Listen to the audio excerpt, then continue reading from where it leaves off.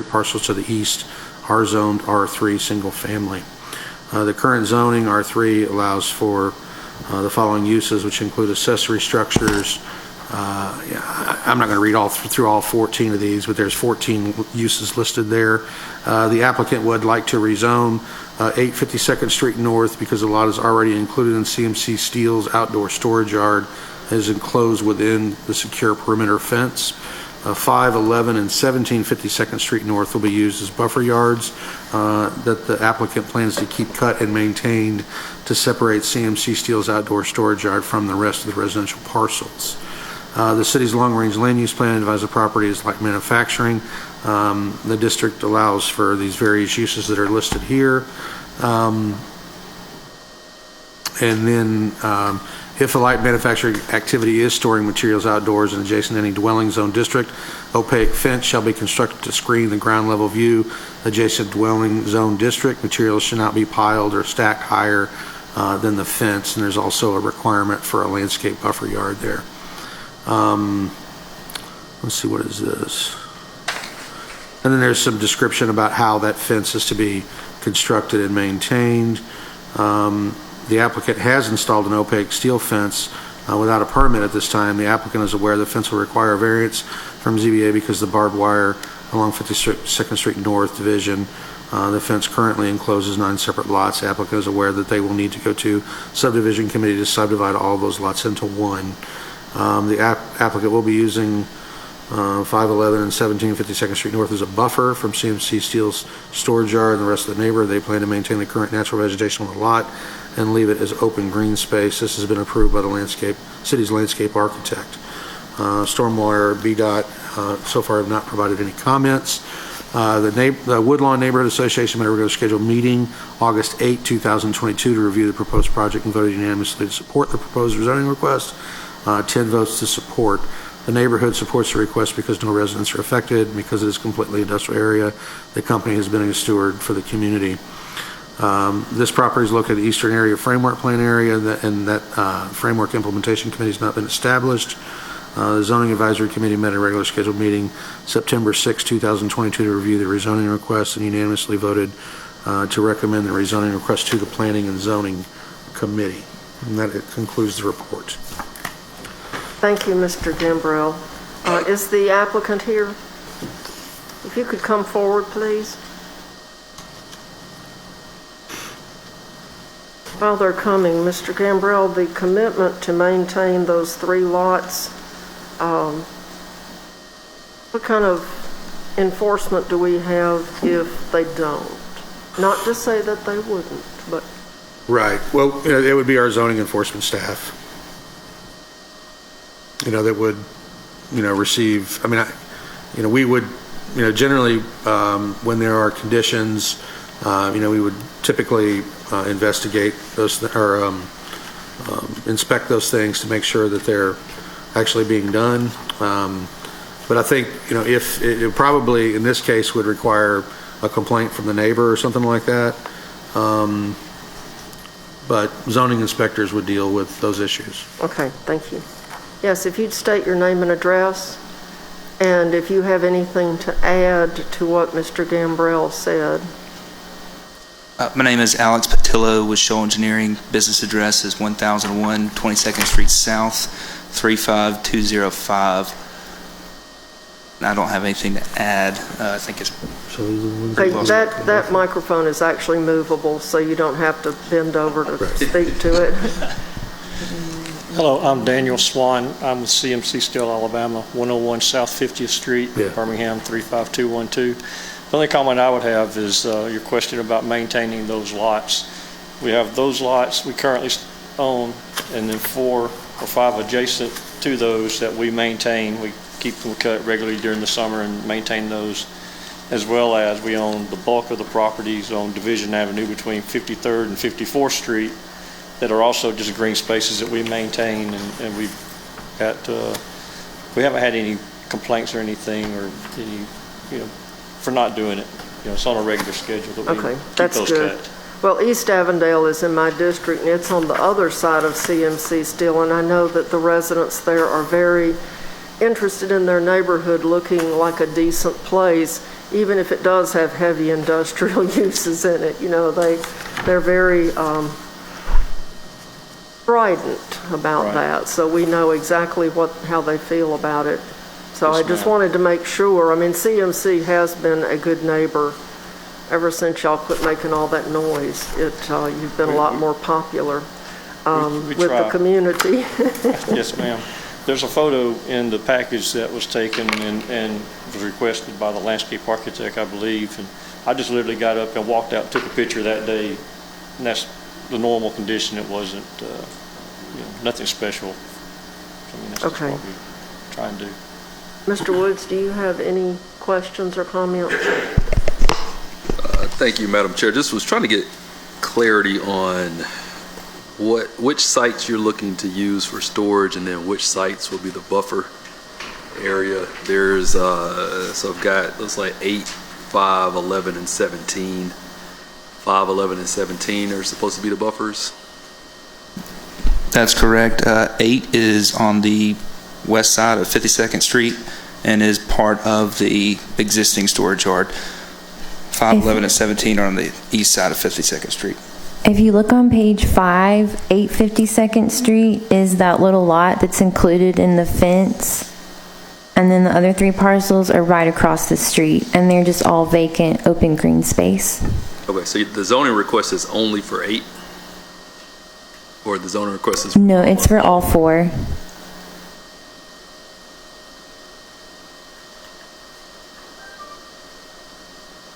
Is that just associated with some future use, or just?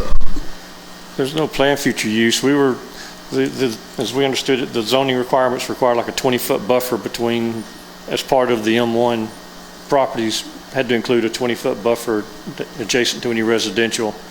So we already own those 5, 11, and 17.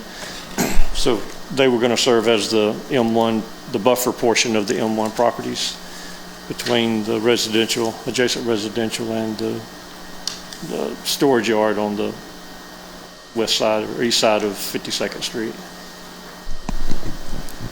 And those are actually 150 foot in depth as opposed to 20. But there's no current plans to do anything other than keep them as they are, as a green space on that block.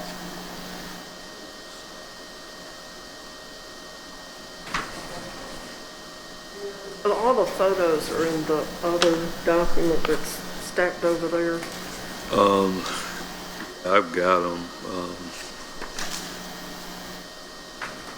Is this kind of in line with where you see this area going away from residential as far as zoning once that plan is completed? Yes, if you look on page 4, the adopted long-range land use plan has the entire block going to M1 light industrial. So that's why we did not place any queue conditions on the property, because it will all be M1 anyway. All right, what were you referring to, Mike, when you said the committee hadn't been formed or something? Yeah, so, as we adopt framework plans, Right. we establish an implementation committee. And so, I got you. East Birmingham framework plan has not been adopted yet. It's ready, but it hasn't been adopted at this point. I got you. But the one proposed would change everything to M1. Yes, the one proposed has the whole block going to M1. Okay. All right, thank you, Madam Chair. Okay, do you have a motion? I move that we send this to full council with a favorable recommendation. Okay, I'll second that. It has been moved and properly seconded. All in favor say aye. Aye. Aye. So that item passes, and we'll send it to the full council for consideration. Thank you. Thank you. Gambrell, our next case? Yes, ma'am. The next case is ZAC 2022-6 in the Inslee Highlands neighborhood. And it's an application to change zone district boundary from B2 General Business District to I1 Light Manufacturing District in order to use this parcel as a parking lot for commercial vehicles awaiting repair. Filed by Don Cosper on behalf of the owner, Stephen Bailey, for the property located at 2509 Inslee Avenue West, situated in the northeast quarter, Section 6, Township 18 South, Range 3 West, and this is in Council District 8. Once again, the use is a parking lot for commercial vehicles in line for repair and those waiting to be picked up after repairs or tires, completed by Tire Tech, which is just across the street. The subject property sits on approximately 0.14 acres of land currently zoned C2 General Commercial District. Properties abutting the subject property to the north, south, east are also zoned C2. The property to the west are zoned D3 Single Family District. The current zoning allows for large supermarket, department store, movie theater, big box, various other uses. The applicant's proposal is to use the lot as a parking lot for commercial vehicles that are waiting to be repaired. I think we've gone over that a couple times. Let's see, the city's adopted long-range land use plan identifies the property as general commercial. This commercial district is designed to allow for areas serving citywide or regional trade, including shopping, entertainment center, service establishments and the like. The applicant is requesting to rezone to I-1, which is designed to allow for light manufacturing and office uses. Uses in the district include warehouse, distribution, urban ag, supporting uses such as minor retail, services that support the major uses. No residential uses are allowed in this district. The use, well, let's see. The heavy, I guess this is the use that's actually on the commercial lot, the heavy truck repair, and you see the definition of that there.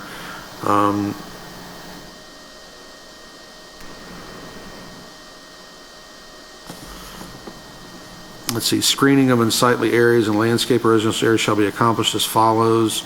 Parking area servicing multifamily non-residential. Does that really apply here?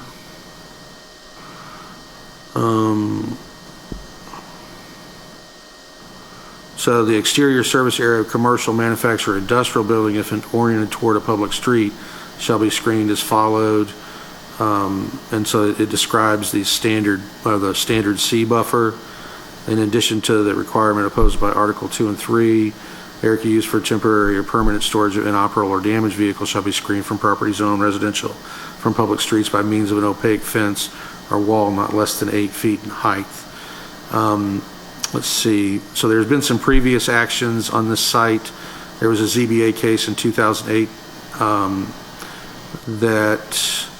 where they sought a variance to allow electrified fence. The variance allowed a fence height greater than 8 feet, but not to exceed 12. And then there were some conditions applied. I think the primary one in here to pay attention to is that they did ask for kind of a border fence to screen the site. And that's number 4 on the list. Owner must install a solid fence barrier no less than 8 feet on subject property facing residence areas along Avenue Q and 26th Street. To date, those conditions with the wood fence has not been met. There was a building permit that was submitted in 2019 to wrap the interior of a building in metal to secure it for a warehouse.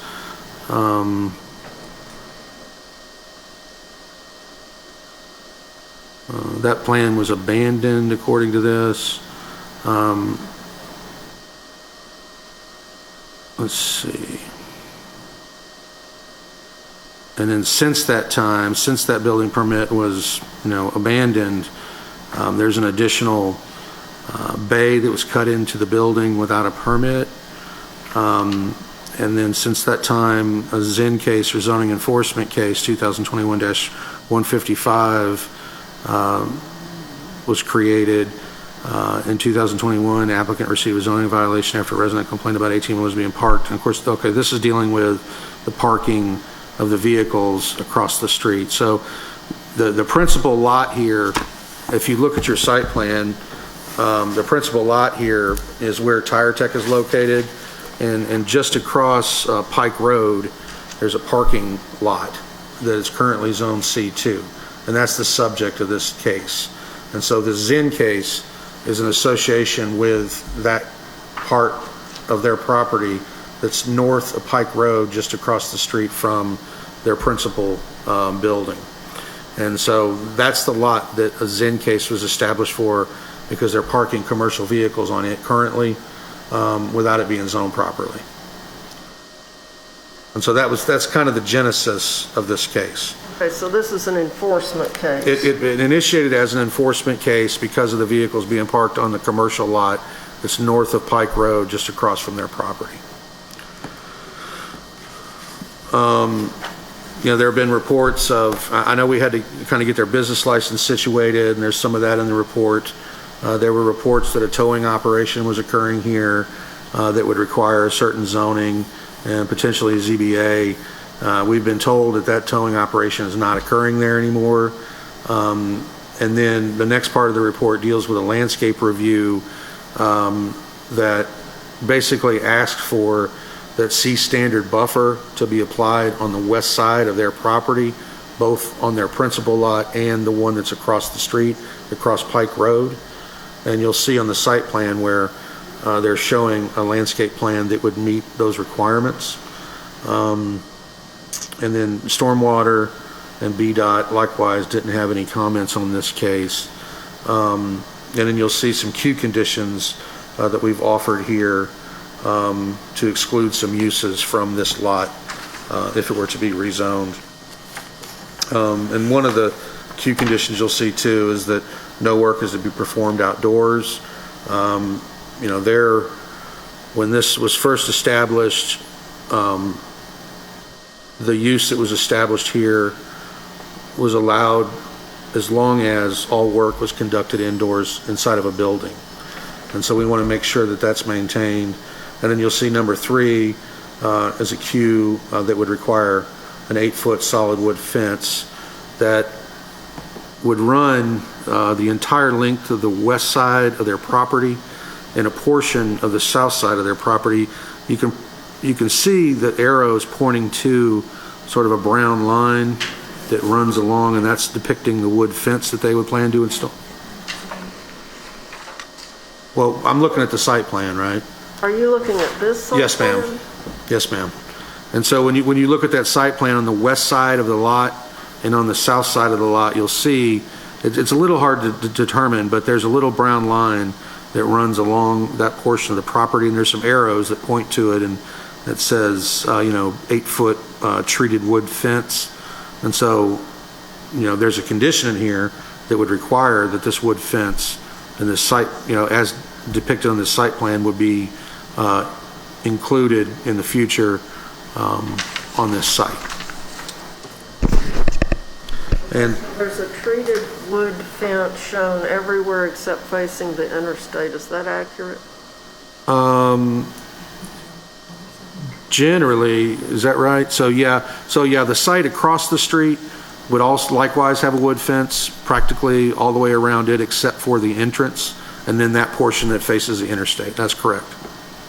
And then, but across Pike Road, the wood fence would pick up on the northwest corner of their lot, right there at the corner of Q and Pike Road. And then that fence would run along where you see the landscaping there, and then it would turn east and run along their property until you get over to where this little masonry building is situated here.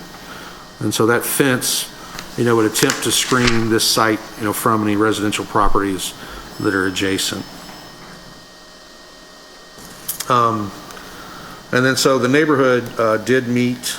This is the Inslee Highland Neighborhood Association on April 25, 2022, to review the proposed project and voted not to support.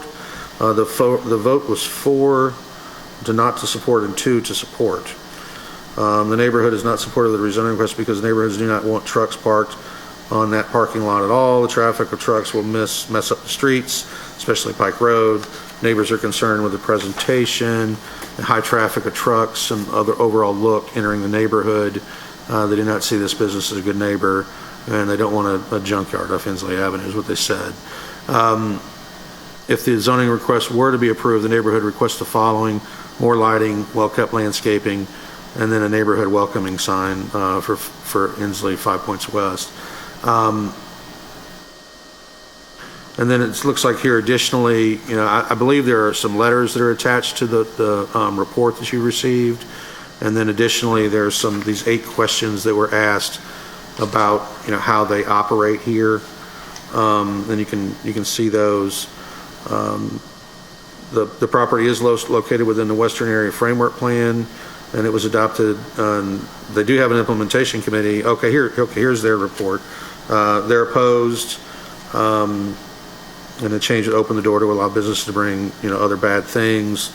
This business is operated illegally against the current zoning, is their assertion, and we're asking you to please oppose the zoning request. And that's from the implementation committee. And so that would... For the framework plan. That's correct. And what page is that on? Page 10 and 11. The bottom of 10 and the top of 11 is kind of the report that they provided. And then those questions that they provided is right in the middle of page 10 there. On the packet with photos, the implementation committee comments are on page 17. And the neighborhood comments are on page 16. And then there's 3 letters from the neighborhood attached after page 16.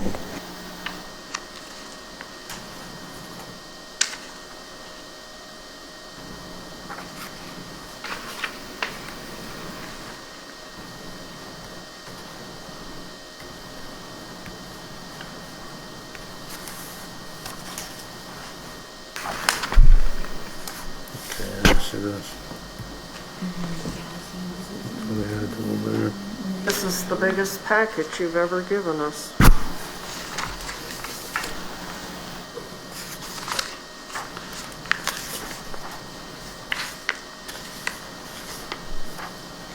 So all of these photos that are from page 17 on, are these that we're seeing going to be covered up with wood fencing? Yes, they ideally would be covered up with the fence. All of them? Yes, and then he's also supposed to be installing dumpsters, and those are notated on that updated 11 by 17 site plan.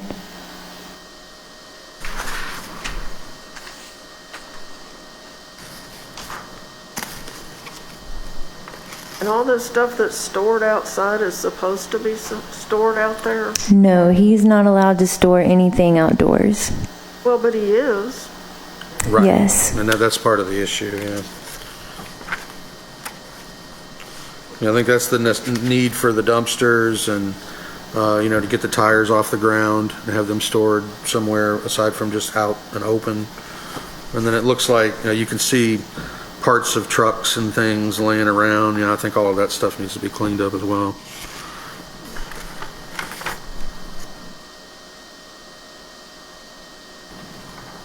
Councilor Woods, do you have any questions, comments?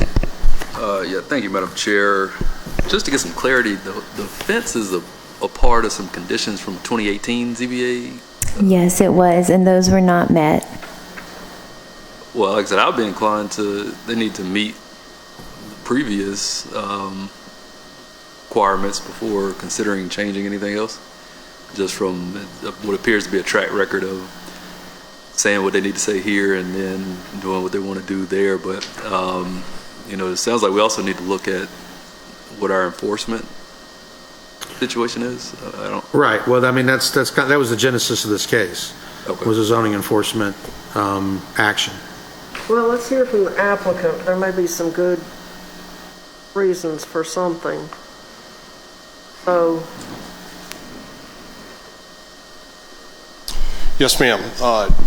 Trip Galloway. I'm an attorney representing Tire Tech, and the owner of the subject property, Mr. Cosper, is the designated spokesperson for the bulk of this for the application. I would, prior to introducing Don to step up and show the proposed plan, I think it is important that my client, the principal, Stephen, he had a communication extensive with a former staff employee who is retired. And that staff employee told him that he could park the trucks that were being staged on deck or completed for work on the subject property. And the subject property is the one that is subject to the rezoning. This is a strip, I think it's 0.14 acres, that's on the north side of Pike Road. Is that Pike Road. Okay. So it abuts 59-ish on the right of way. So it's the one that's closest to the interstate. And so in reliance on that practice went forward. Earlier this year or late last year, it was brought to his attention by the city that what he was doing was not appropriate, that was not an appropriate activity for that zoning. And the presentation was made, well, we were told that person's no longer there, and accordingly, we have sought to seek a rezoning because we have nothing memorialized, or even if somebody told us that, that's somebody telling us that, and apparently that's not sufficient, which as a lawyer, I can live with that, although I think hopefully that cuts to the impression that that could arise that we're trying to run things here. And so we have sought then to rezone this 0.14 acres so that we may have this staging facet of the business across from the former Jim Limbaugh facility, which is what this used to be back years ago. Well, after doing that, it then arose, and I don't know the genesis of it. I don't know that the genesis of it is really important. That and I understood the reference to be a 2008, but I think the councilman was correct. It's a 2018 variance issue. That was where a variance was obtained on what I'll call the Jim Limbaugh property, and part of that was that a solid fence cover, verbatim, those are the terms, solid fence cover was supposed to be erected along the western perimeter and a portion of the southern perimeter of the Jim Limbaugh property. Again, not the property that is subject to the rezoning. And our fence people, who we hired, went to the city and said that they sought to obtain the appropriate permitting, and talked with a man whose name escapes me, Mr. Peterson? Andre Beatus. And was told that we could have this mesh-like metal that is opaque-like. It'd be kind of like the grate that you walk across on 20th Street, where you go, there's a brick sidewalk and then there's some grading. It is like that. It is somewhat see-through, but it is solid-ish, and that would suffice to comply with what was required.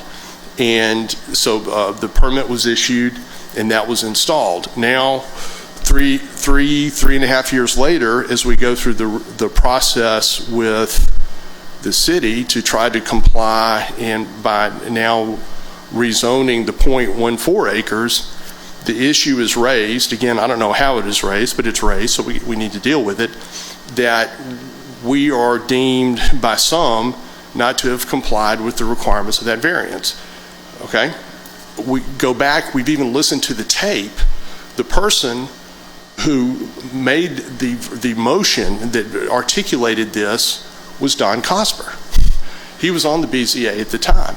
And so we are comfortable that we, in good faith, sought to comply and not run the process, but in order to try to be a good neighbor and move this matter along on a property that is not even part of the rezoning, Mr. Cosper's drawing of what would be proposed carries with it a depiction of a solid wood fence that would go along the western side and come back along the southern side. So I met with Jess and with Kim from planning and with the city attorney whose name escapes me.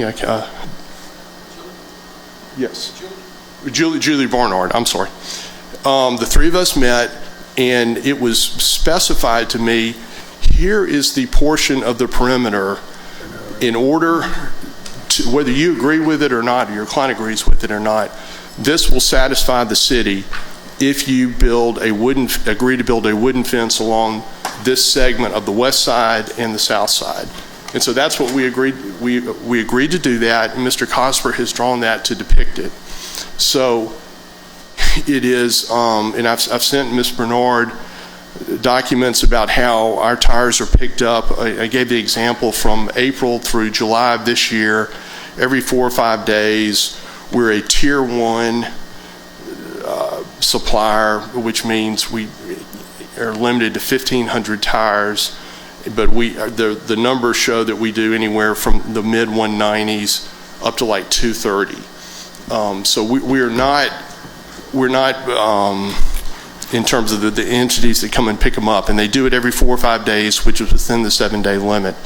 So, you know, it is, there was an instance at the start of this where there were some tires that were discarded and laying on the ground on the south side of the property closest to what I understand. I did not see this, but this is what I'm told, near the residential side of things on the south side of the property. The owner, Stephen, admits that he was unaware of that, and once that was brought to his attention, they have been removed, and he acknowledges that should not be. So it is a situation where we're trying to focus on what is at issue, which is the 0.14 acres, and then evidence a willingness to do what we're supposed to do relative to this back part. We also submit that there is an honest disagreement about whether we have complied or not, but rather than fuss about that, we're seeking to undertake to do the steps that we have been led to suggest to take from staff as well as from council, not city council, but legal counsel from the city. So with that, what I'd like to do so that Mr. Cosper could speak to the nuts and bolts of what is proposed actually on the 0.14 acres is ask Mr. Cosper to come up and present that. Okay. Okay, Mr. Cosper? I'm Don Cosper with Davis Architects at 2803 Carlisle Road is my personal address. Of course, as Mr. Galloway said, Morris Newman and I are the ones who approved and asked for the consideration to put a solid opaque fence on the sides that we were talking about. We were never told that there was anything other than that done until I started digging into this project, and that's when we found out that there was some negotiation to put an alternate type of fence that Andre Beatus approved about a month after Tom McGee's letter went out with our conditions on it. So we're past that. So I want to explain to you what we're doing. I'm very sorry that what you've got is a small version of a very large site compressed into a small piece of paper. But I have a much larger one here that's easier to see what's going on. It should be the same one that you've got.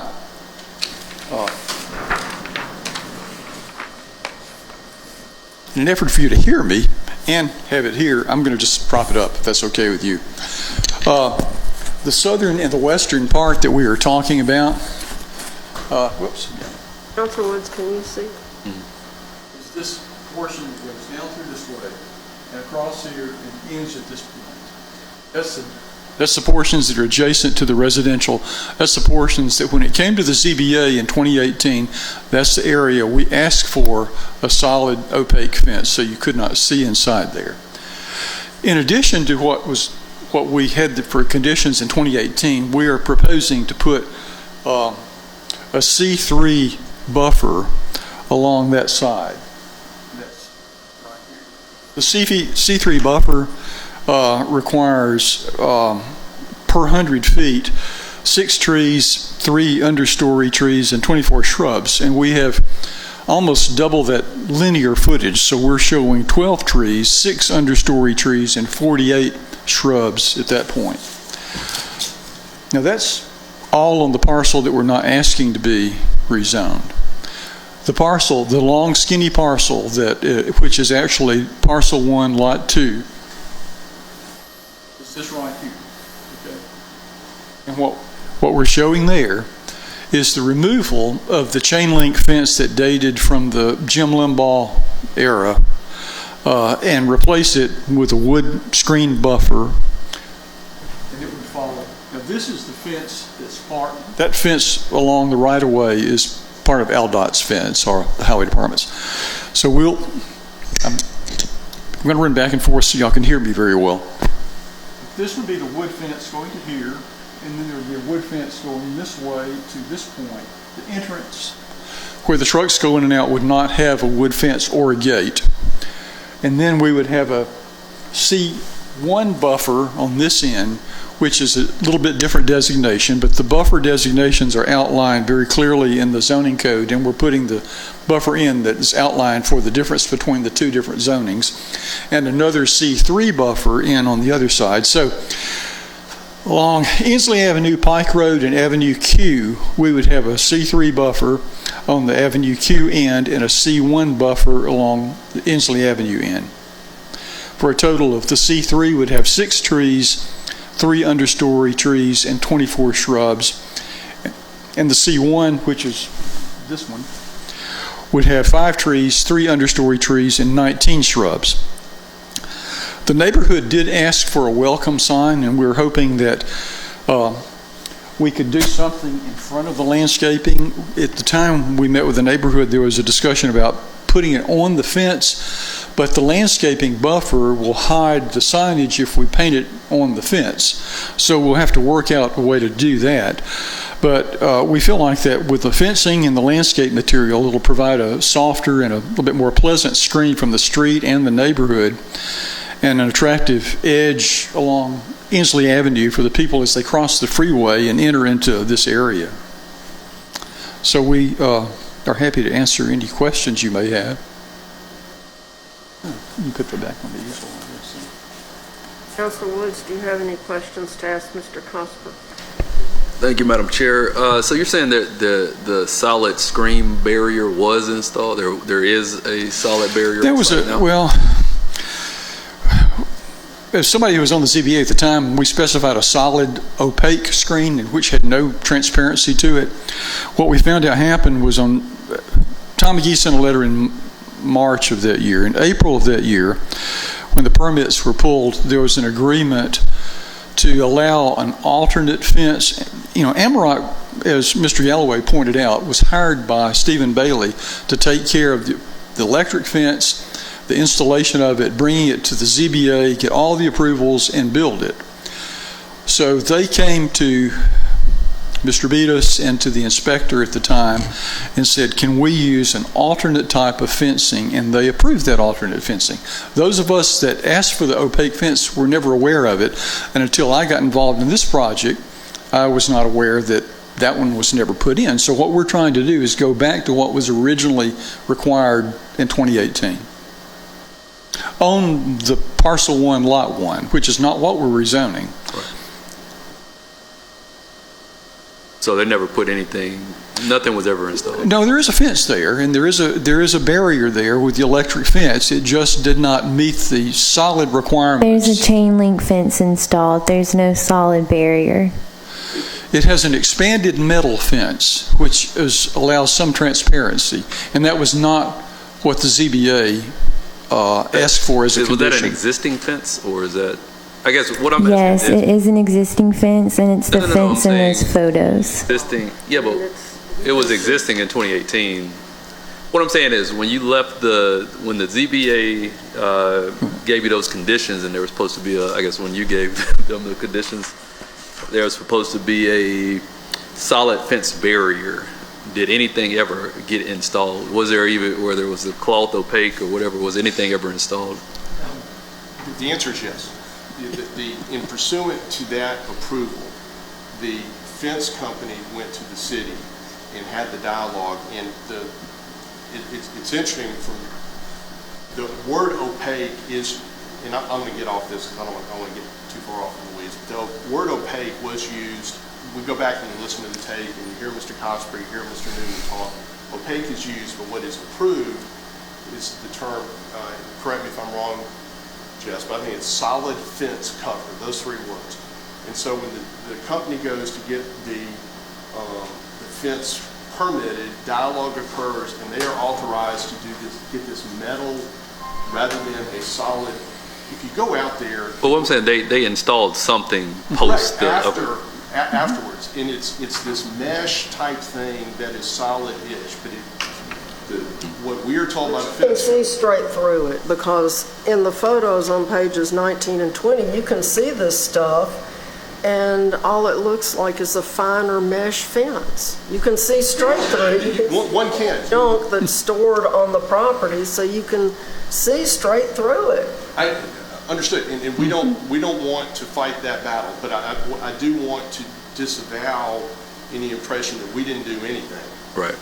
Or that we just did something rogue. Rather, what we did was what we understood from a city employee we were allowed to do based on an interpretation of what had been approved. If that was not an appropriate step as part of where we are today, we're willing to go back and just do a solid wood fence, solid, and then go forward. That part, I won't get into, as long as I think it just needs, you shouldn't be able to see through it from the neighborhood side. And then could you talk about, again, what other open violations there are at the property? Mike, if you talked about, I think they did some unpermitted construction work. Is there anything else open as far as violations or anything along those lines? Cassandra, did you hear that question? Could you repeat that question? I'm sorry. Basically, are there any additional open cases with this property, with the property across the street? I know they specifically mentioned some unpermitted construction work, things along that line, but do you have anything else that's open-ended? Because I know when we kind of went through it originally, it felt like I heard 3 or 4 things that might have been an issue, but if that's not the case, that currently what is at issue is there appears to still be some outside storage of the tires and the fencing. The actual resolution states that the fencing had to be opaque. So that, and then the building inspection division was forwarded the information relative to the building permit that they applied for and never received. So that is in the hands of the building official, and I don't have a report back on that, but that's the only thing that's currently. all right, thank you. And then the parking of the trucks on the property across Pike Road. Yes. Right. Okay. Yeah, so I mean, for me, I would like to see you get into compliance with the city before we take this up.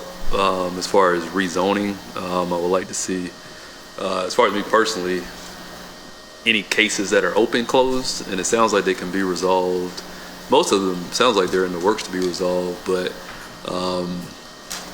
now I'm not sure about any. I don't know how the I guess additional conversations with the wood fence things were memorialized or anything like that. But I read this and I feel like I shouldn't be able to see through the fence at the very least, whatever that is. I know that could be a certain type of fabric or whatever that is, but I would like to see all those terms met and then any open cases closed. And so I think that would be a good part of being just a good neighbor and a good sign to the neighborhood that they all intend to kind of follow through with everything else.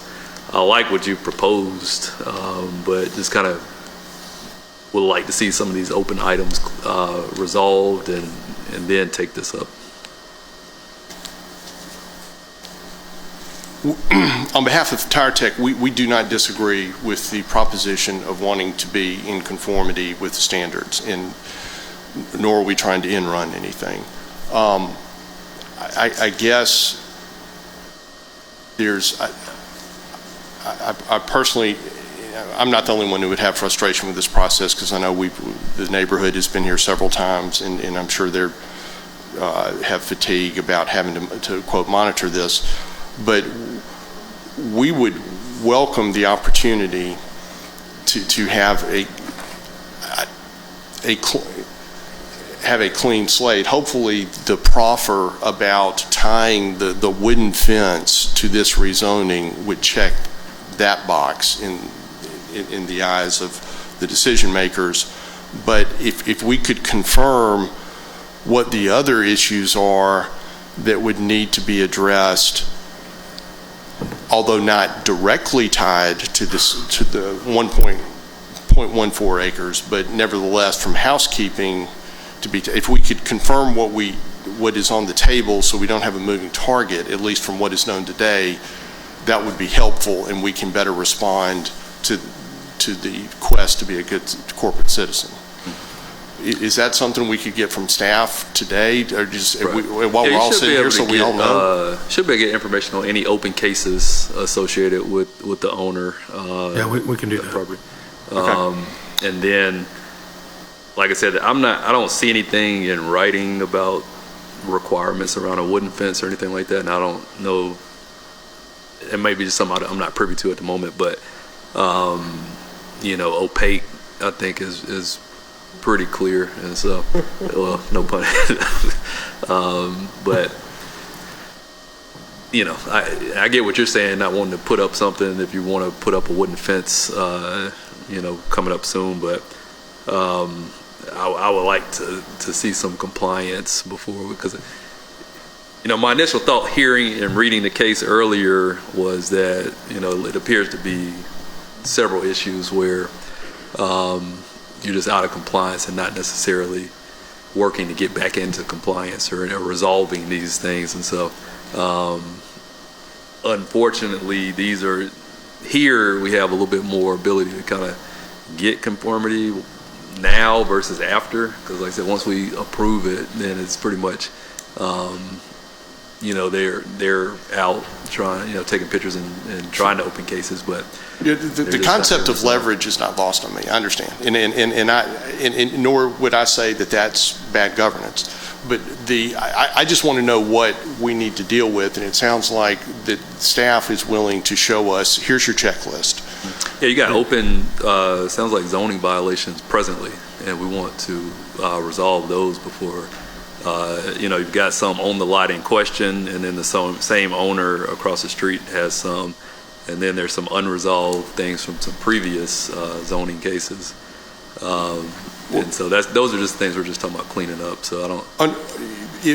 If I may ask this, because I don't want to go like this with this committee, is we seek to address specifically the concerns regarding activity on the 0.14 acres by the rezoning, so that box is prospectively checked if we get the rezoning.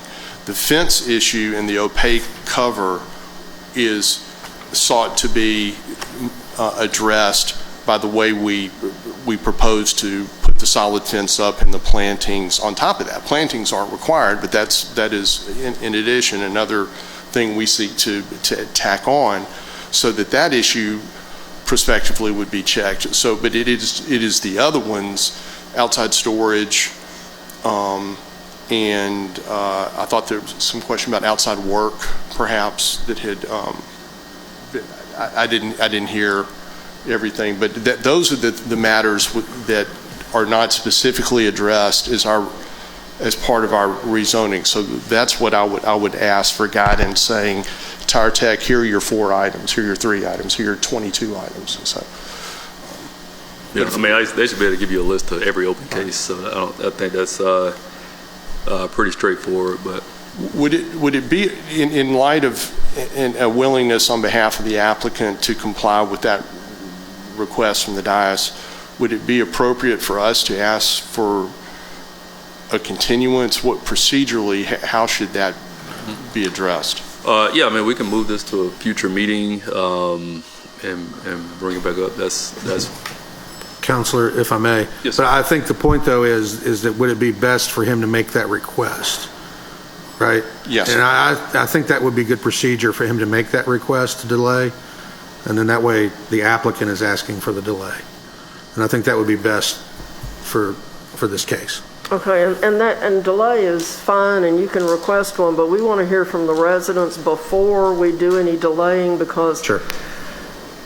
if our residents have taken the time to come down here, we want to hear what they have to say. I concur, and they may have some issues that haven't surfaced yet They may not have even seen what you're showing us because you said you added the landscaping and stuff sometime afterwards. And a wood fence, there's a million things you can make a wood fence out of, wood.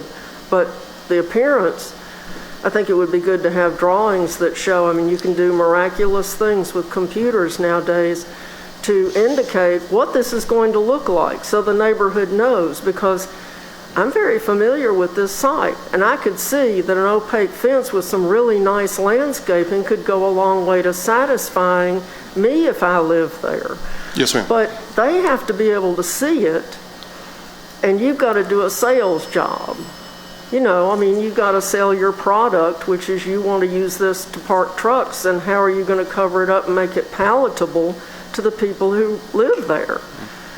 So we want to hear from them, and then we'll take a motion or a request from you to delay to the next meeting or however you want to handle it. But y'all sit on the front row, and we'll hear from our residents. As I can tell, they're very animated. And remember that the microphone moves. So move it to where we can hear you. Madam Chair, Council, my name is Wayne Wilson. I'm Vice President of the Ensler Highland Association. And we go back to 2018 when they first started talking about this. Nothing has been done. We have not seen anything. That fence was there. That was Lombard, the car dealership fence that was there that you could see through. When he first came to us, and I said, it's just an eyesore. And as you say yourself, you see and you look, it doesn't look good. And you talking about, first they talked about an 8-foot fence. 8-foot fence is just this tall. And the tractor is even taller than that. And what we were saying, that you bring those tractors, and just this week I saw a dump truck, a record truck, big record truck, hauling a truck in there. When they finish tearing up the streets with holes and everything, who's going to repair it? We got pictures to show that. You stacking tractor trailers on top of tractor trailers. Tires, we hadn't seen anything about the tires, what they were talking about. It's just, and we just told them when they first came that it was eyesore, and we just didn't want it there due to the fact. And if you come there, and a lot of times it even block traffic coming off the interstate. When you coming from Fairfield, Bessemer, you can just see that it's just an eyesore. And a fence, if it was there, but we've been talking about ourselves about putting a welcome to Ensler Highland sign there. But nothing has been done that we could see from this company. Have you seen the drawing that shows where the landscaping would be and where the wood fence would be? And we've seen it, but right off of coming up Ensler Avenue, this is where Ensler Avenue, you just see that. You're coming off of 20th Street and come up to the light, turn, you see that. Tractors in what they said one side of the street, Pike Road, is where they work on, but on the other side where they store them, and you got holes in the grounds there, and nothing has been done there. We have pictures to show what it looked like in that area, and anybody traveling could see it just looking through a chain link fence. now you're talking about the parking lot that the long Right. skinny one that Right. they're using now, and so it's full of holes and. We have pictures. Okay, well, do you have any other? But then, Madam Chair, we were here when they came to our meeting in April, and we denied it. And we've been here twice. This meeting has been canceled 2 times. Our neighbors, before we had quite a few neighbors, but they just tell me they ain't gonna do nothing. So why should we go back down? But me being vice president, I said I need to be here. So we came, and my secretary of Ensler Highland, we came to just let you know how we feel. And if it was in your neighborhood, you would feel the same way. One of the neighbors, the neighbor who lives behind. And tell us your name. And my name's Mary Mallory. the neighbor who lives behind where they propose this, where they say they want to do the shrubs and stuff, her concern is that what it does, it creates an area for people to stalk or be able, she would be afraid to come into her home because of how it would be located, where someone could go and stand behind it or wait on her and wait as she goes into her home. But not only that, one of the neighbors complained about not being able to get to her street, not because the truck was parked inside in the street. So these trucks, they say that they will only be there a certain length of time. Some of those trucks have been there for years. I walked that area since August of 2020, they've been there.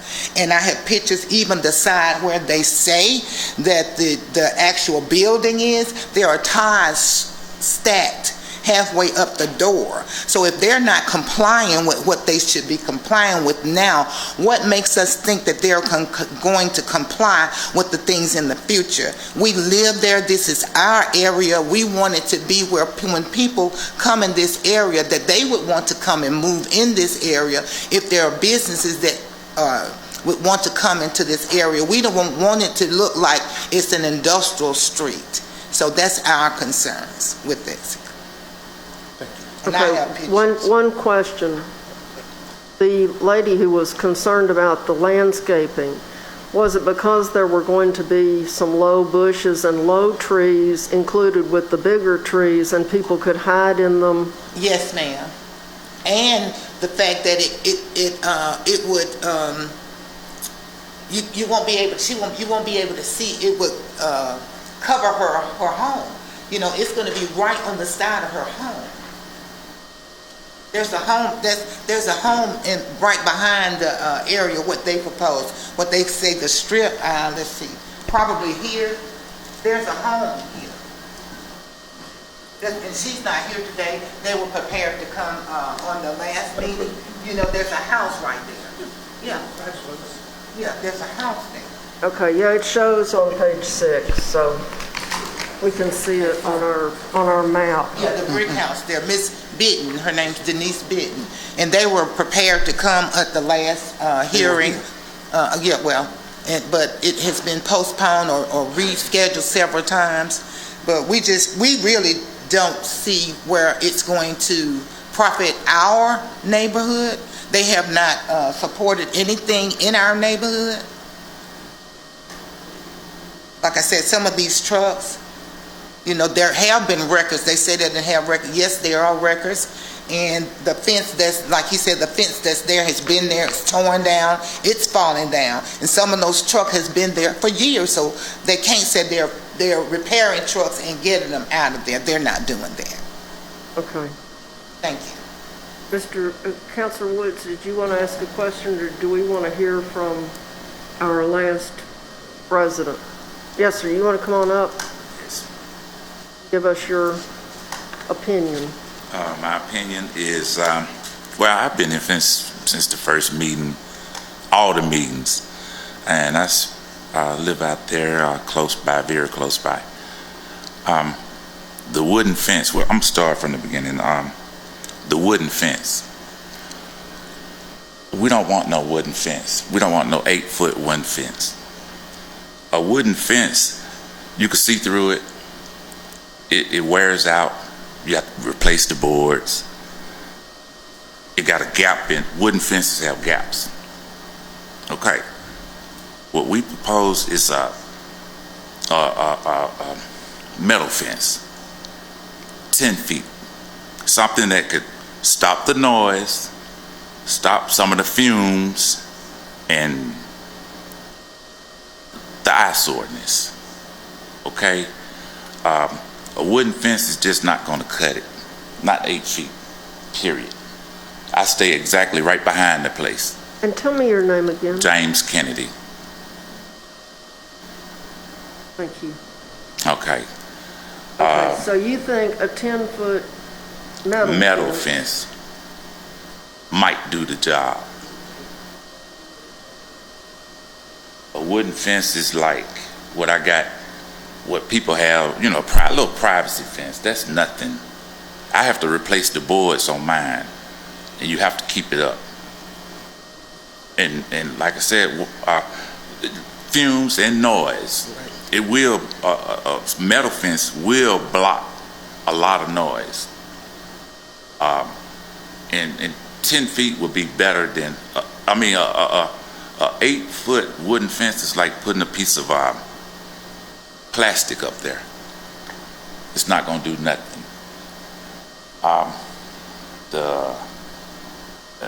That's what I had proposed the first time I was here, for the first hearing.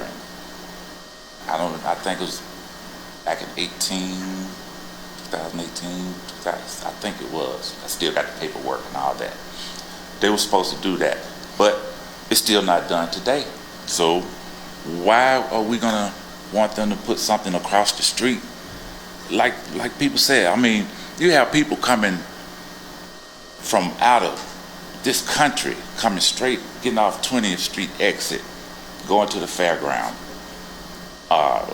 crossplex, you know, and first thing they see soon as they see our neighborhood, it's the first thing they gonna see. And they can see it's a bunch of garbage sitting right there on the corner. So since you three are here to represent the neighborhood, I'm just wondering, because I looked at what is allowed in that zone district for that piece of property, and none of that stuff can be built on that little tiny strip of land. So if the applicant were to meet your requirements of putting up a 10-foot metal fence and doing landscaping that people could not hide in, you know, could y'all accept that? Well, and plus the other fencing that has never been put up, well, I guess that stuff you could see through that was not opaque, but they called it that. Anyway, if they fixed all that, could you live with that? If they bring you some drawings and show you what it's going to look like to your neighborhood meeting, and we would have to see, you know, and consider, I mean, we have to talk it amongst ourselves. And, you know, and everything. And like I said, I'm going to go even further back. We were not aware that they were going to put, at first I heard they were going to put like a church out there. Then I heard they were going to put a hotel there. Then the next thing I know, they had people out there putting the little wooden sticks down, you know, surveying. The next thing I know, a bunch of trucks come moving in. And didn't nobody tell us that they didn't warn us or ask us or got with us on none of this. Okay, well, the truth of the matter is, if a use that someone wants to put that property to, if it complies with the zoning that's on the property, they don't have to say anything to anybody. Well, evidently it must don't comply to the zoning that's there. Well, we here, aren't we? Well, you are, and you're here because of the piece of property, the little strip. But you know, my question, of course, the applicant may get a delay in a few minutes, but what I'm wondering is if they met with your requirements, if you would be willing to consider, because actually the piece of property needs to be improved. Even if there's no truck on it, it's ugly. Right.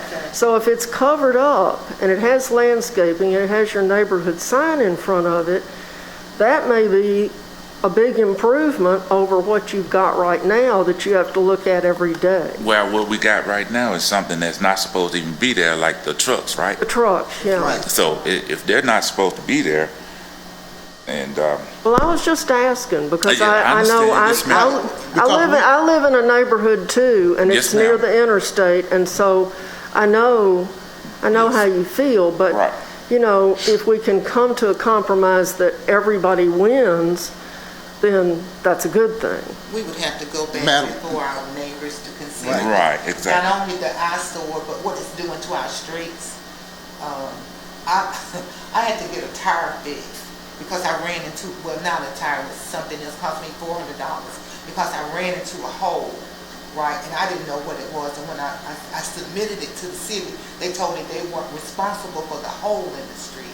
I don't know who's responsible for the hole in the street, but I know that I was responsible for that over $400 bill on my car. So it's not only the eyesore, but it's what it's doing to our streets also. Well, and we may need a commitment from the mayor on that one, because I can't go in his bailiwick, but what we can do is try to help the two parties come together so that everybody gets something good out of it.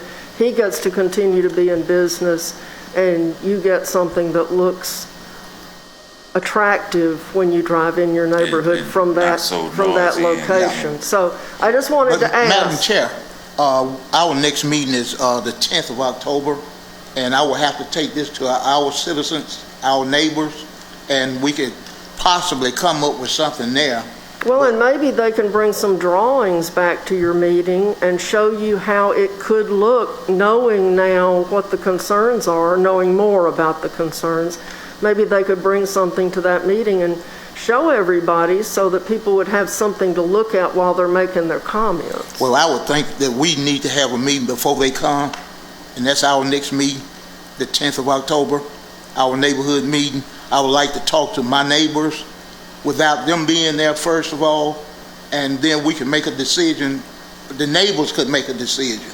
Then we could possibly hear from them and come to some kind of conclusion. Also, it probably would help if they would comply with what they are already supposed to do, to give us confidence that they would do and upkeep. Well, I think their attorney has given that some serious thought. But thank you for being here. Ma'am. And I'm Thank sorry you. we didn't meet before we had a member who couldn't be here suddenly and at the last minute, and we had to cancel, because you would have only seen me. Right. And I can't make the decision without some members. So just tell your neighbors we're sorry that we had to cancel. Thank you. So, Mr. Attorney? Yes, ma'am. Madam Chair, in light of the comments from the neighborhood, I would, just doing math, does this committee typically have 2 meetings in November, given Thanksgiving? We try our best not to skip meetings unless they land on Christmas or Thanksgiving. You know, we do our best, and we don't meet on Mondays, so that helps us. Okay. So we intend to have a meeting, two meetings a month, every month. I do not want to be perceived as one trying to push things off, but I think logistically, to seek to comply with the spirit of the dialogue and the viewpoint of the neighbors, that they would be best served by meeting by themselves before we met with them, which would push us to their November meeting, that we would ask that this issue be continued until the second meeting of this committee in the month of November. If that would be a possibility, that would allow us to meet with zoning staff and then also to respond to whatever comes from the October 10 neighborhood meeting. Okay, Mr. Gambrell, does that require a vote by the committee, or can he just make that request and you just say, okay? Just tell me what you want, because I'm sure we're happy to make a motion. Yeah, I think that if he's requesting the delay, that we could accept that delay on his behalf. But as far as any action today, I guess, I don't know if you want to take a vote to continue or just take a vote. I don't know if you want to take a vote at all. But I also would say, though, that in November, the second meeting in November, I think is scheduled for November 23rd, which is the Wednesday before Thanksgiving. I don't know if we're going to reschedule that meeting or if we're going to have it on that day. A lot of people take off. Yeah, but we could have it the next week after Thanksgiving. Yeah, potentially. We could if you rescheduled it to 30th, or have it on the first meeting in December, whichever you choose. But if we delayed it a week, it wouldn't hurt anything. No, I don't think so. Yeah, because nobody's going to come the day before Thanksgiving. Right. I don't know, the spirit of compromise would be really good if people coming down here on that day. Yeah, I think so. So you're requesting that it be delayed, and we're in agreement with that, aren't we, Mr. Woods? So let's just do it. Okay. And so this way, Madam Chairman, neither the neighbors nor the applicant's team needs to be here in any intervening meetings until until we're the second meeting in November. True, that is accurate. Super. Okay. Thank you so much for your time and working through this. I appreciate it. Thank you. Okay, Mr. Gambrell, our next case. Okay.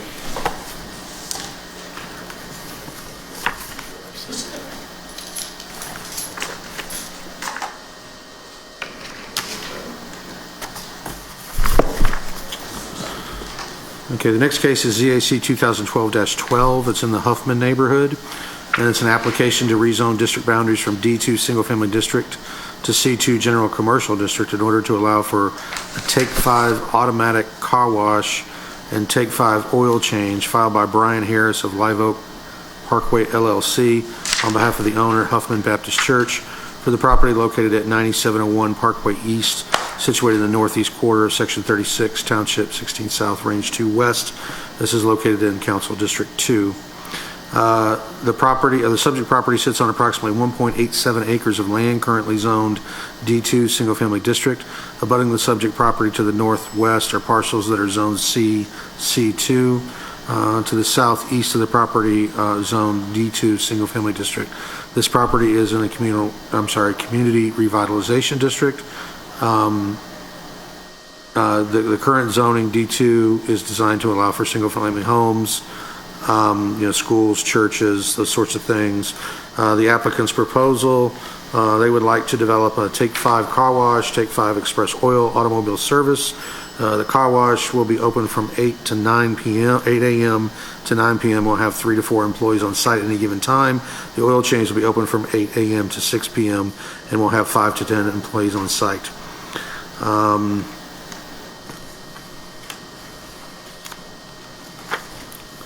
Let's see. The city's long-range land use plan identifies the property as general commercial. This commercial district is designed to allow for areas serving citywide regional trade area, including shopping, entertainment centers, offer a range of retail service establishments. An automated car wash in the zoning ordinance is defined as a building or portion thereof containing facilities for washing passenger vehicles using production line methods with a chain conveyor, blower, steam, cleaning device, or other mechanical devices within a partially enclosed structure.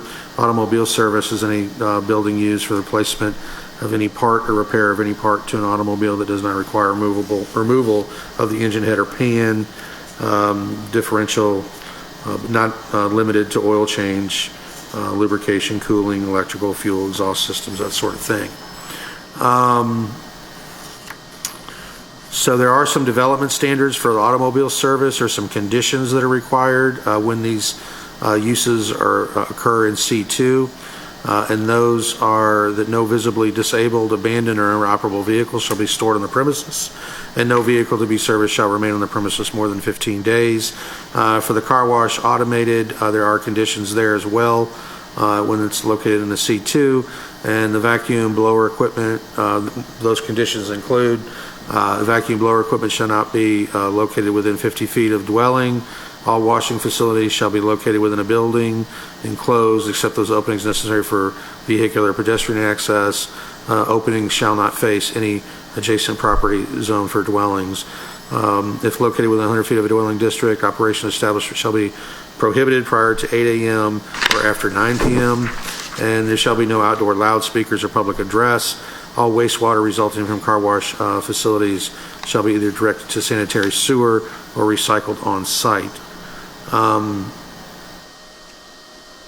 And then the applicant is aware that they'll have to go to the Zoning Board of Adjustment to seek a variance that will allow the opening of the car wash bay to be oriented towards a dwelling district. There are screening regulations for the dumpster, and they have to be maintained either in a rear or side yard. And then there are zoning requirements about stacking spaces, which are listed here. And it looks like the site plan meets those requirements. The oil change has 12 striped parking spaces, 3 lanes with 12 stacking spaces. The car wash has 3 lanes and 21 stacking spaces. The site is overparked by 10 striped spaces and 25 stacking spaces. And so therefore the number of parking spaces required, is equal to the maximum. So they'll have to do some sort of low-impact development technique that would satisfy the stormwater director in order to have those spaces that are in excess of what's allowed. If the zoning is approved, the site will be a C2 property that will be located adjacent to a dwelling district on the east-south side, which is going to require a C standard buffer. Stormwater has not reviewed this case.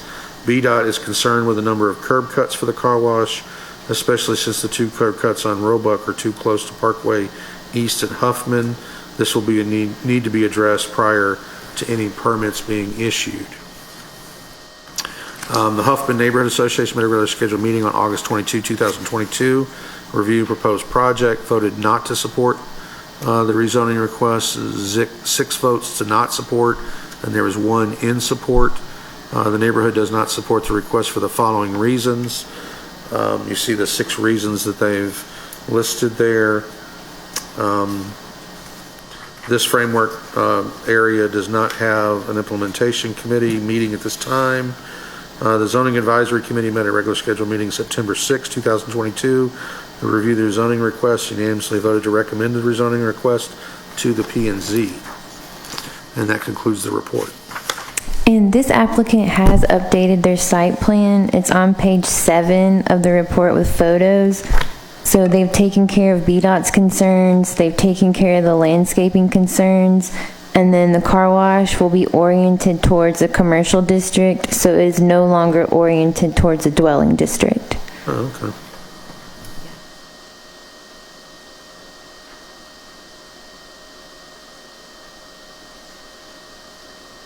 Okay, is the applicant here?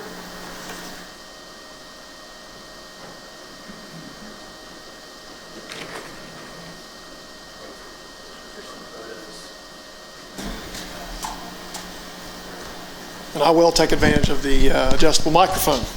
My name is Brian Harris. I'm with Live Oak Parkway, LLC. Here to talk to you about the development and rezoning of this property owned by Huffman Baptist Church. But first I'd like to bring up Mr. Bill Sears, who's the executive pastor for Huffman Baptist Church, to talk to you a little bit about their background and the genesis of this project. Thank you so much for your time. Yeah, my name is Bill Sears. I'm the executive pastor there at Huffman Baptist. And what's kind of brought about the desire to allow the property to be sold and developed is, you probably understand it in the last 20 plus years, give or take, you've had multiple churches in that area that have either closed or relocated.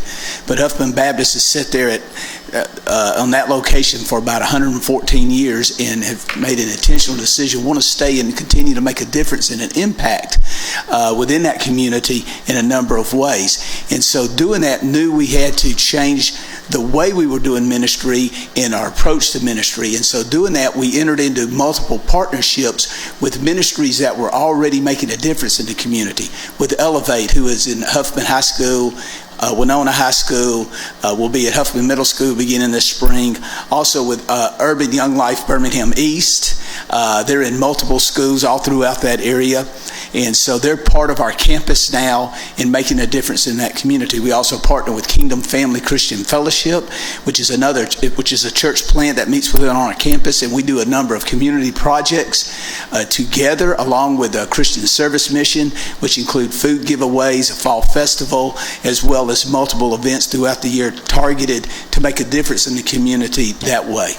Beginning in August, we partnered with Banks Academy, a private Christian high school, which now meets on our campus. In doing that, a couple of things that took place. On January 1 of this year, we were using a little more than 25% of our facility. Now we're using about 90% of our facilities 5-6 days a week. To bring those facilities online has cost us money that we've used ministry money to do. So we looked around and realized, what assets do we have that we could utilize to upgrade the facilities so they become a tool and not a liability? And that north parking lot that you are considering this day is the asset that we realized we could part with because we still have 312 paved parking spots to support our worship center, which seats about 1,000, 1,200, which would still continue to meet ratios that would needed to be made in that end. And so that's what's brought this about. We want to continue to make a difference. We want to be able to have a facility and a tool with which to be able to do that. And this will be money that will help us do it, which includes replacing HVACs, amongst other things, just bringing the building online. And so that's why we're doing that, because we've made a decision. We are where we are because God placed us there, and we're going to continue to make a difference in the community. Thank you, Bill.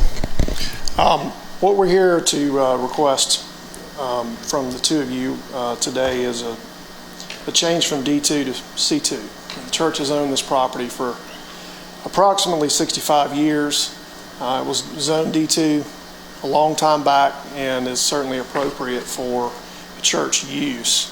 However, on the corner of the Parkway here with 39,000 cars a day, 8 to 9 lanes, future land use is commercial.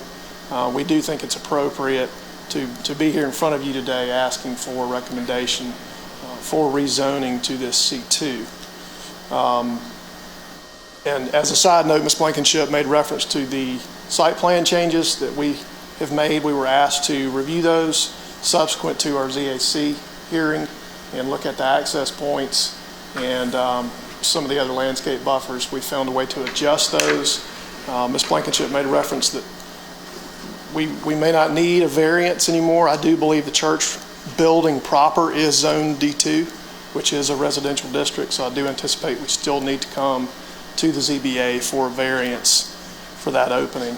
Certainly would love to not have to go through that process, but I do think we still need to. It looks like it's oriented towards a C2 property that is on the north side, so you don't need a variance for that. Okay, and maybe my understanding of the ordinance is incorrect, because we'll have an in and out on each side of the building for the vehicles. And the way I'm reading it is vehicular access, either in or out, if it faces. I see what you're talking about. Yeah, for that south exit, you probably will need a variance. Okay, and I'm not trying to talk myself into going to get anything that I don't need, but I do think that's going to be the case. So with that said, we'll be glad to answer questions that you may have. Councilman Woods, do you have any questions you'd like to ask? I'll go ahead and let the neighborhood president speak. Okay, this is a public hearing. Is anyone here from the neighborhood who wishes to speak regarding this? We'll hear from the neighborhood and then we'll get back to our questions.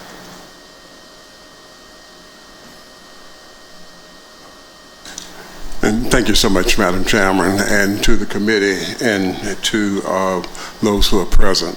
My name is Theodore Debro. I'm the president of the Huffman Neighborhood Association. And I think you have the 6 reasons that the Huffman Neighborhood voted to deny their support of changing the zoning. I'm hearing now that there have been some changes and that there have been some updated plans that has not been presented to the neighborhood. We had our meeting on on Monday evening, and the owner at that time was not present to present any updated plans or consideration. We certainly do not object to the progress of Huffman Baptist Church. Huffman Baptist Church has been a good neighbor for a number of years, and we really applaud their efforts to continue to move in the neighborhood and to move progress. I just left a retreat, and our theme was plan with, not for. Because we are the Huffman neighborhood and because we are located in a strategic community and a strategic place for the city of Birmingham, we would invite Huffman Baptist Church to plan with us and not for us. And so we only invite communication from the Huffman Baptist Church communication from the city. Some of the things I heard Mr. Gambrell state in terms of the information, that information needs to be shared also with the community as we consider approving or recommending the zoning change in the neighborhood. We see, as the neighbors, we see this as a gateway to our community, a gateway to our residential area. After you leave the parkway onto Roebuck Drive and turning at Huffman Baptist Church, it's a gateway into the residential area of our neighborhoods. A car wash, oil change business right there on that corner, opposite from the bank on the other side of the parkway, another bank on the other side of the parkway, then the Huffman Baptist Church. 3 strong institutions that say that this is an important neighborhood. To put the car wash and the oil change business we see as a way of degrading our neighborhood and degrading the residential area in that neighborhood. We certainly would love to discuss it. We certainly would love to receive more information on it if there have been changes, because we really did have some strong objections to moving off of Huffman Road into the business.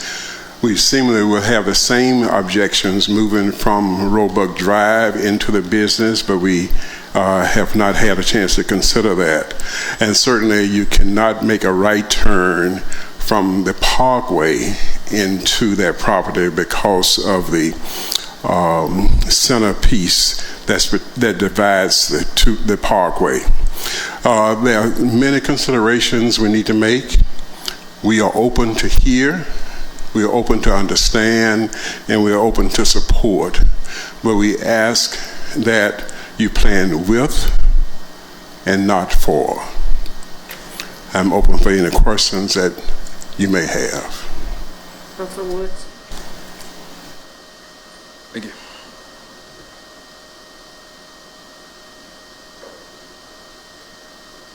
In light of Mr. Debro's suggestion, would the applicant be willing to delay and go to their next neighborhood meeting to reveal to them the changes that you are proposing or have proposed? I think it's something that we could certainly consider, but not something that honestly we deemed as necessary, as they voted against a use that had more density than what we're currently proposing. We've taken a use off of the property as currently shown. We've decreased access points as Department of Transportation asked for, and we've added landscaping. So what use did you take off the property? There was an oil change. It was a car wash and an oil change that was proposed prior to here just recently. And one of the comments that came out of our ZAC hearing was the request to update the plan to reflect Department of Transportation's comments on the access points to Roebuck. And those have been removed, and the landscaping has been increased to meet the landscape ordinance. So in effect, we're still suggesting the same use. We've decreased access points, we've decreased density, increased landscaping. So, in my opinion, they, for lack of a better word, they weren't in favor of our development at all, quite frankly. And one of the neighbors specifically stated she wanted the property to be a park.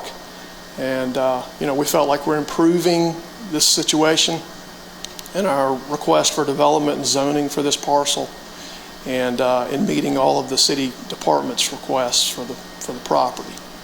So it's something we could certainly go see them prior if it pleases the committee today to pass us to city council. We can certainly go see them in that time prior to our final city council hearing. We could certainly do that, but we would ask that we request we be continued on and we can certainly be back in front of them, as I know we have a good long time period in front of us before we could advertise and be on an agenda.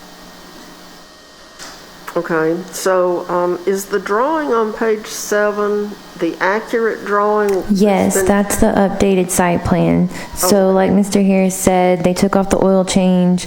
They've done the landscaping that we require. They changed the entryway of the car wash to orient toward a C2 parcel, and they've gotten rid of the excess curb cuts. Okay, and where is the landscaping? I can't see it on the drawing that I'm looking at. There's I don't think it's actually drawn on there, but it's notated as a 20-foot buffer. right, these blank, what I'm gonna call blank areas on the site plan right now are the landscape buffers around.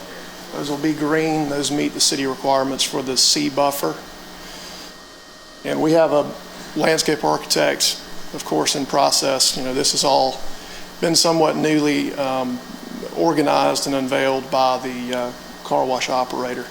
So we certainly intend on meeting all of the city's landscape ordinances as well. Okay, thank you. Councilor Woods? Thank you, Madam President. I would recommend going back to the neighborhood. I think showing them the changes you made, showing them the consideration that you took into their initial comments, and like I said, keeping them a part of the process of what you're bringing into the neighborhood. Like I said, at the end of the day, these are projects and things people are doing, but in that neighborhood, it's something people have to see, every day, and once it's there, it's there. Until further notice, I recommend, taking the time to go talk to the neighborhood and present to them, and coming back to this committee at a future date. I'm actually in agreement with that, because the car wash ministry, I would not want it in front of my house. And so I can understand people who live in that community who want it to seem, like a first-class place, would not want a car wash sitting out there. I can understand it. So, I just prefer that people come to an agreement rather than be opposed, and I don't want to see the council cram anything down a neighborhood's throat that they don't want. So, that's just a recommendation. You can certainly take it or leave it. I'm sure we can make a motion that will be appropriate, but, it would be preferable for you to go back to the neighborhood and see if y'all can come to a meeting of the minds, if anyone can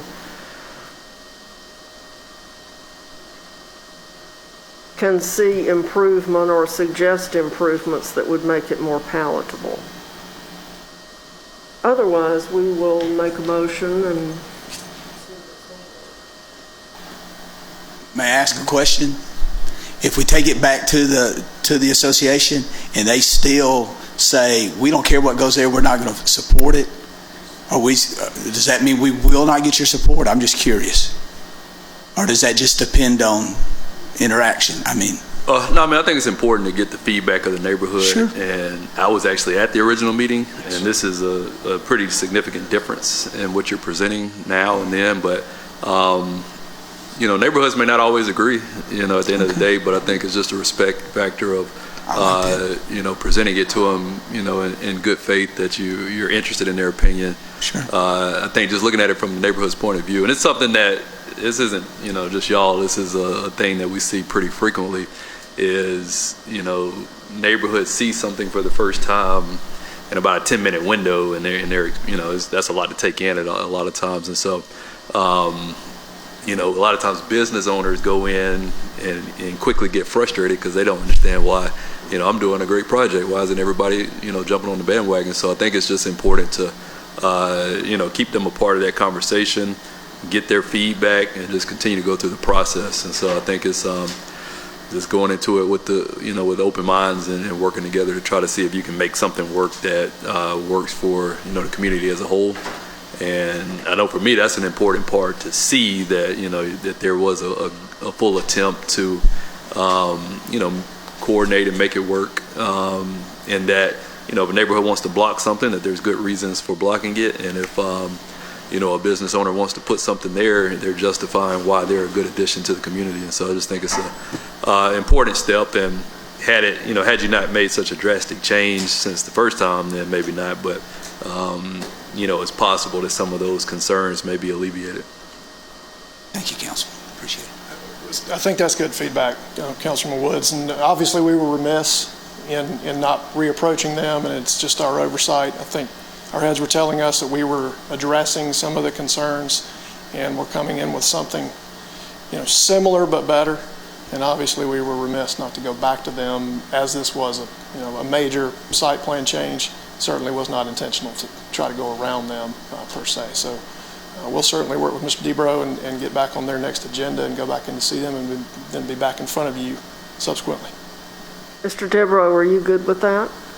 I do, and I would even go a little bit further than that if you would allow, because as I said, playing with. Okay, come to the microphone. It's that we were playing with, not far. I think this is a major addition to our neighborhood, and I think there needs to be a series of discussions about it.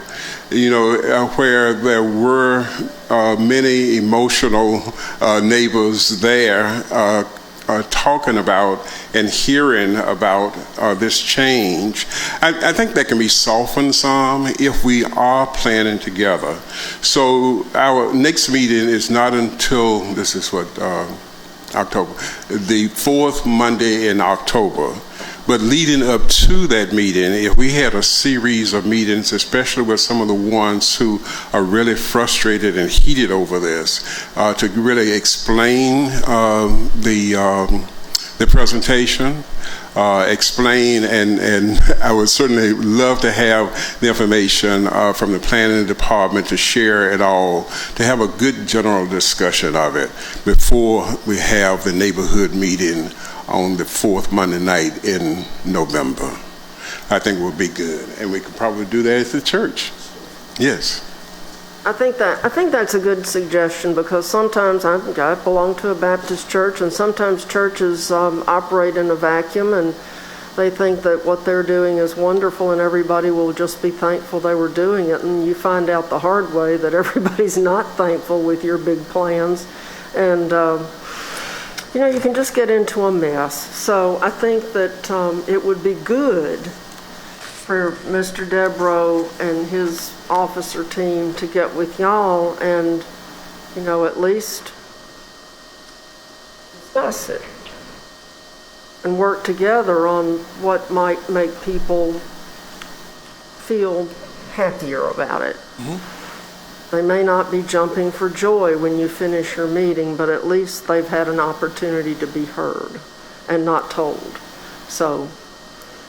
Yes, ma'am. So we will, I suppose, request continuance until meeting after the fourth Monday of October, wherever that may fall. I'm not that good at math. Oh, I just looked it up. It's October 24th, the fourth Monday in October. Okay. And the P&Z following that. I will send you an email to remind you about P&Z. Wonderful. Okay. Thank you very much. Thank you. Appreciate it. Now, do we have more? Or have we had about all the fun we can have here? Yeah, I don't know where that fell. Well, we are now to item 2 on the agenda, old and new business. Is there any old and Yeah, just a thought. Kind of last conversation got me thinking about something I thought about in the past, but having a little bit more maybe guidance for these businesses going into these neighborhood meetings as to, I guess, how to best prepare. So I don't know. There's some people, because I've seen some that have had good things come in, and that initial frustration happens, and they just can't get past that. So having a little bit more preparation, that could be a one-sheeter, but.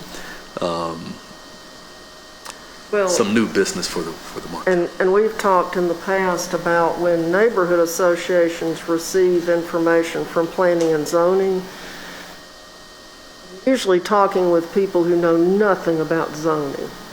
And you just say, these people are coming to see you. Well, they come to see you and they want to change from D2 to I-1. And they don't know what I-1 is. They don't have a list of what's allowed in I-1. And, you know, sometimes the reaction is, well, we're just going to deny this because we don't know what the heck is going to happen to us. And there needs to be some information provided from PEP to tell the novice zoning person who's being faced maybe for the first time with a rezoning, what could you be getting in your neighborhood? Because when the first business fails and the topless dancers come to your meeting wanting to get in, then that comes as a big shock to people because they didn't know that that zone district allowed adult establishments. You know, so I'm just saying they need help in understanding the zoning process and what the unintended consequences of that rezoning might be, because businesses fail all the time. And the guy who came with a great business and you loved it, but there were 27 other things allowed in that zone district that you don't love, but you didn't know to ask to queue them out because you don't even have a list of the uses because nobody's provided it to you. So I think from a planning and zoning staff standpoint, there needs to be a little more help for the neighborhood officers who may not have any idea how it works until they get bitten. Mad at you, and they're mad at me because I'm the elected official that they thought was going to protect them. So I think Councilor Woods... Better make that a two-sheeter.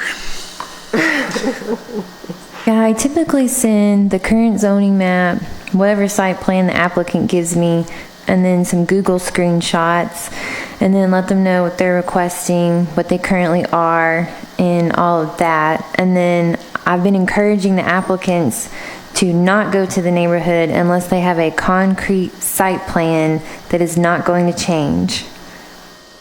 Yeah, because applicants, generally speaking, will tell you anything. They will say absolutely anything to get the residents to agree to what they want. But those lists of allowable uses in the new zone district that they're requesting, that's what the neighborhood needs to see, is what could happen if this business fails. What might we get next? And if it includes an opioid replacement center or an adult establishment or something, then they freak out because you didn't tell them. And the applicant's sure not going to tell them because he's not planning on going out of business. You know, he's planning on doing what he wants to do, or she. But the reality is, once the business flops, you can have any of a long list of other uses come in that may be noxious to the neighborhood. Similar to the tire place. There was an automobile dealership, and that was pretty classy. And then they get this tire place that's in the same zone district, so it's perfectly legal. But the residents are now mad about it and feel like it's a trashy, you know, addition to their neighborhood. So people just need to be educated as to what could happen to them just in case the person the applicant, the current applicant, does not, just in case he's not successful. They just need to know. So, I'm sure y'all can make that happen. I have started putting out a sign-up sheet at ZAC for the neighborhood to sign up if they are not in the neighborhood association, and they seem to like that. That's good. That's good. Well, for all of us, it's a learning curve, but we all, you know, the members of the council know who they go to first when they're mad. So we just want y'all to help us to stay out of trouble. We'll have to pass the trouble on to the mayor. and then he'll probably pass it on to you. So it's a circle of wonderfulness. So, would you like to make a motion to adjourn? I reckon I move adjournment. Second. All in favor say aye. Aye.